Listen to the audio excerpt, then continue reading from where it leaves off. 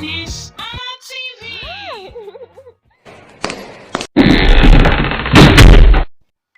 Ndewo onye ka nkene taa, nnọọ ndị mara mma.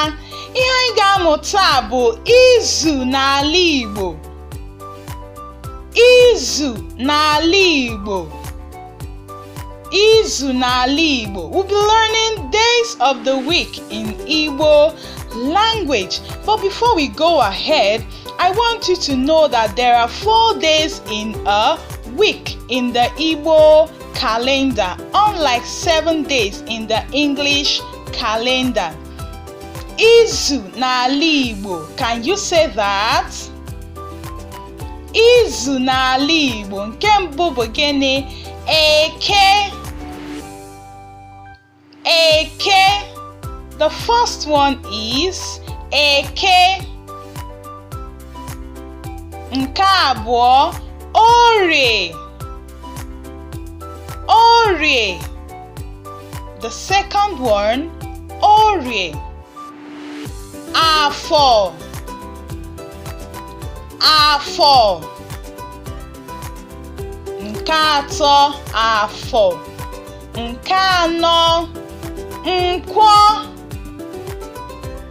Nkwọ. The fourth one is Nkwọ. Ndewo. Onye ka m na-akụrụ aka? Amatara m na unu na-amụ nke ọma. Ngwa ka anyị mụgharịa ya. Eke. Orie.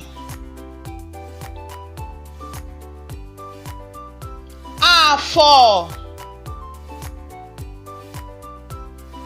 Nkwọ.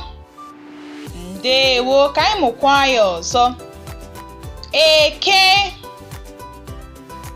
Orie. Afọ.